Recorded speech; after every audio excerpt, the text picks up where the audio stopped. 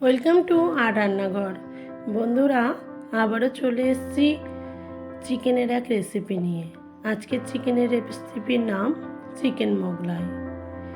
একটু সকালবেলায় তাড়াতাড়ি ছিল, তাই সার্ভ করে দেখাতে পারলাম না, কড়াই সমেতই দেখিয়ে দিলাম। কিভাবে শুরু করলাম, প্রথমে আমি কড়াইয়ে সর্ষের তেল গরম করেছি। সেই তেলে মোটামুটি 350 গ্রাম, সংখ্যায় যদি বলেন 6-7টা পেঁয়াজ আমি কুচি করে কেটে নিয়েছিলাম। সে পেঁয়াজগুলো ভেজে নিয়েছি। পেঁয়াজ ভাজা বলতে প্রায় বেরেস্তাই করে নিয়েছি পেঁয়াজগুলোর। এইভাবে বেরেস্তা করার পর আমি পেঁয়াজগুলো ছাঁকনি করে তুলে নিয়ে মিক্সার জারে দিয়ে দিয়েছি, কারণ পেঁয়াজগুলো আমি মিক্সিংয়ে বেটে নেব। আর তার সঙ্গে দিয়েছি 4টে কাজু বাদাম এবং 4টে মতো আমন্ড। দেওয়ার পর আমি পেস্ট করে নিচ্ছি।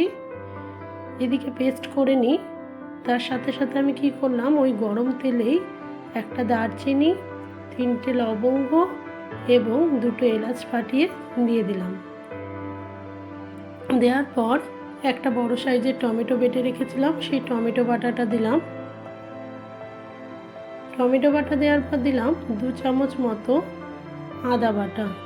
এই আদা রসুন বাটা চামচটা আমার একটু সাইজে ছোট, তাই ভরে ভরে দিচ্ছি। এবং 2 চামচ দিয়েছি রসুন বাটা। দেওয়ার পর আদা রসুনের গন্ধ যাওয়া পর্যন্ত একটু ভালো করে কষিয়ে নেওয়ার পর আমি বাড়িতে পাতা টক দই, একটু শেষের দিকে ছিল, সেই টক দই কিছু পরিমাণ দিয়ে দিলাম। খুব বেশি দিইনি, যেহেতু টমেটো বাটাও একটা দিয়েছি, তাহলে টক হয়ে যাওয়ার ভয় থাকবে। তারপর দিলাম 1 চামচ হলুদ গুঁড়ো, 1 চামচ শুকনো লঙ্কার গুঁড়ো, 1 চামচ কাশ্মীরি লঙ্কার গুঁড়ো, দেখেই বুঝতে পারছেন এটা রঙের জন্য, 1 চামচ জিরে গুঁড়ো এবং 1 চামচ ধনে গুঁড়ো। সব দেওয়ার পর মশলাটা ভালো করে কষে নিতে হবে। যখন মশলাটা খুব ভালো করে কষা হয়ে যাবে, মশলার তেল ছেড়ে দিয়েছি, ঠিক সেই সময় আমি প্রায় 750 গ্রাম চিকেন নিয়েছি, ধুয়ে পরিষ্কার করে রাখা ছিল, সেই চিকেনগুলো দিয়ে দিলাম। চিকেন দেওয়ার পর চিকেনটাকে খুব ভালো করে কষে নিতে হবে। ভালো করে মশলাগুলো চিকেনের সাথে মাখিয়ে নিতে হবে।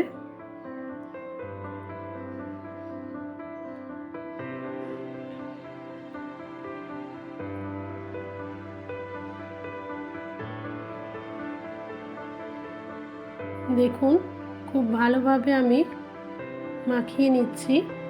আমি এখনও কোনো জল ব্যবহার করিনি। এরপর যে পেঁয়াজ, আমন্ড আর কাজুটা পেস্ট করে রেখেছিলাম, সেই মিশ্রণটি দিয়ে দিলাম এবং সেই জারের বাটি ধোয়া জল আমি একটু এই সময় ব্যবহার করব, না হলে একদমই শুকনো শুকনো হয়ে গেছে।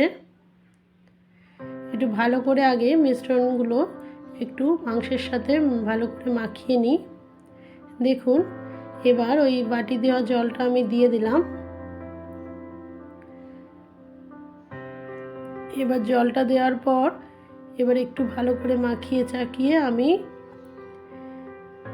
বেশ কিছুক্ষণ ধরে খুব ভালো করে কষবো। এই যে ঢাকা দিয়ে দিলাম, ঢাকা দেওয়ার মানে এই নয় যে আমি মাঝে একবারও নাড়িনি, মাঝে মাঝে এসেই মাংস নেড়ে দিয়ে গেছি এবং খুব ভালো করে কষে নিয়েছি। দেখুন, জল ছেড়েছে মাংসর, আমি আলাদা করে আর জল দিইনি, সেই বাটি ধোয়া জল যেটুকু দিয়েছি এইটুকুই। তারপর উপর থেকে ধনেপাতা দিয়ে দিয়েছি, দিয়ে আবারও ভালো করে কষতে শুরু করেছি। এই চিকেন রান্নার একটাই প্রসেস, ভালো করে অনেকক্ষণ ধরে সময় নিয়ে ধৈর্য ধরে কষতে হবে। যত ভালো করে কষবেন, আলাদা করে কোনো জল দিয়ে ঝোল করে সেদ্ধ করার প্রয়োজন নেই, কষতে কষতেই সেদ্ধ হয়ে যাবে। দেখুন, আবার ঢাকনা দিয়েছিলাম, ঢাকনা তুলে এই যে আমার চিকেনের এইরকম লুক এসছে চিকেন মোগলাই।